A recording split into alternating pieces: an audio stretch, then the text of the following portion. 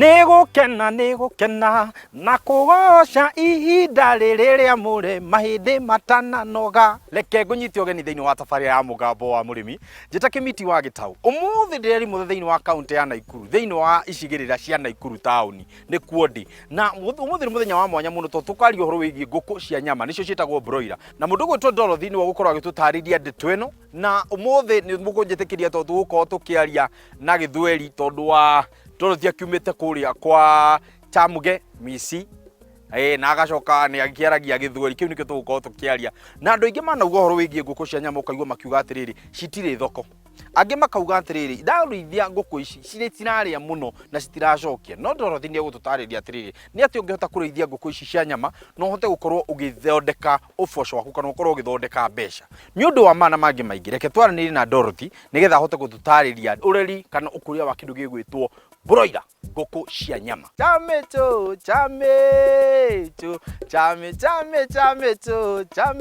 Giptaya chame. Ye chelono. Yes. Jambo.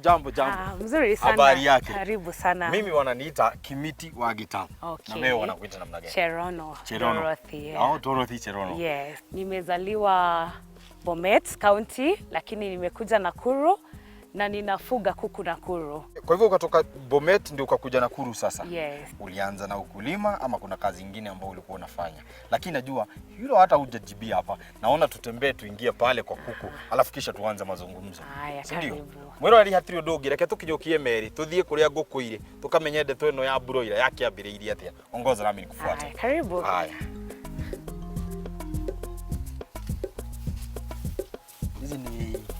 Hizi ni sawdust tunazitumia kuku. Okay. Okay. Sawa, sasa hapa naona tumaji kidogo. Disinfectant. Okay. Wacha kuja. Sawa. Ndio hawa Ndio. Kuku wetu. Okay. Nadhani tulikuwa tunaanza na kutaka kujua haswa ulianza na kazi ipi ndio uingilie sasa ukulima wa kuku? Nilikuwa mwalimu St. Kizito Girls High School. Okay. And then nikatoka huko nikaenda Nairobi. Yes. There's an international school nilifunza. Yes. For a while and then nikakuja sasa kufuga kuku. Nilianza na kuku 500 kwanza. It was a trial and error. Nika manage kuuza. Nikapata faida mzuri. Nikaona hebu nijaribu mara ya pili. Kujaribu mara ya pili, it was still the same. Nikapata bado profits margin. The margin was a bit good.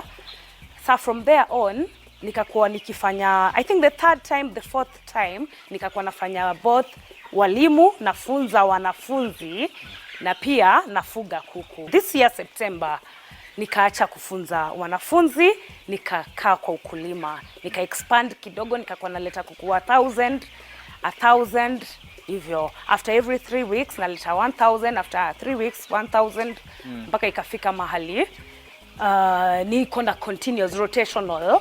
Niko na kuku all through. Nani mwenyewe ulikusaidia kuweza kujenga hii ujenzi ambao tumeona siku ya leo? Wakati niliamua nataka kujenga ama nataka kuexpand, nikatafuta information kutoka wakulima wengine, madaktari wa feeds kama wapembe.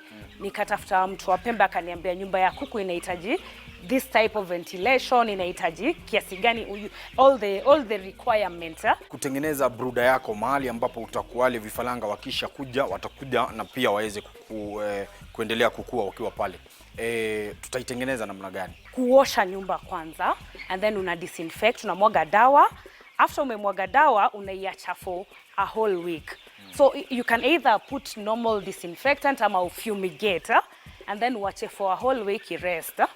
Ikisha rest for a whole week, sasa unakuja unaleta maranda, una spread chini, unatafuta this cardboard, unatengeneza, una make sure iko in a cycle kind of way, ndio kusikue na kuku wako kona kukikuwa baridi wanakusanyana kwa kona. So ikipata kona hawataita wafeva, watakufa wengi. So when it's circle, normally it's easier for management na mortality rate. Hiyo siku kuku wanakuja, unatafuta feed, hizo vitu zao za kukula, and then una set maji. na lighting also lazima ukwe na jiko, infrared, hizo vitu zote ndio wapate joto. Wale vifaranga ambao wewe uweza kuwapata wapi, na pia utawezaje kujua kwamba wale ambao umenunua wale vifaranga kutoka kwao ni watu ambao wameidhinishwa? Beta Kilimo yeye anachukua kutoka Kenchi, kama anachukua kutoka kwa Isinya, unajua huyu ni kweli they are legit.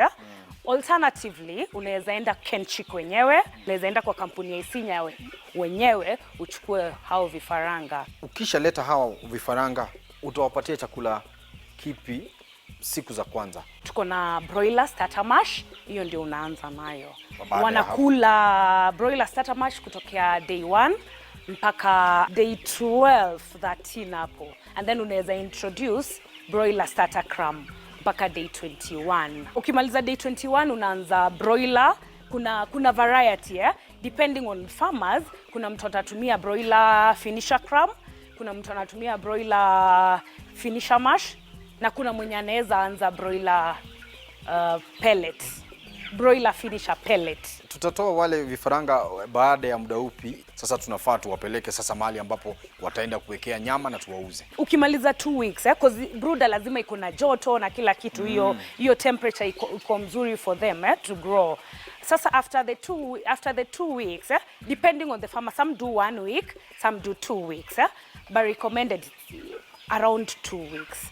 Unawatoa kwa brooder, unawahamisha ama una expand nyumba ndio space juu within 2 weeks wamepata weight so they need more space, so you expand the space you have. Mnawapatia chakula mara ngapi kwa siku? Nawapea mara 2, asubuhi na jioni, but at all given times broiler inafaa kuwa na chakula. Ukikuja hata saa 8 usiku chakula iko kwa hiyo trough, haifai kukosa, haikosi chakula anytime. Ndio growth yao iwe fast. Kuna changamoto zipi ambazo wakulima wa broiler wanapitia?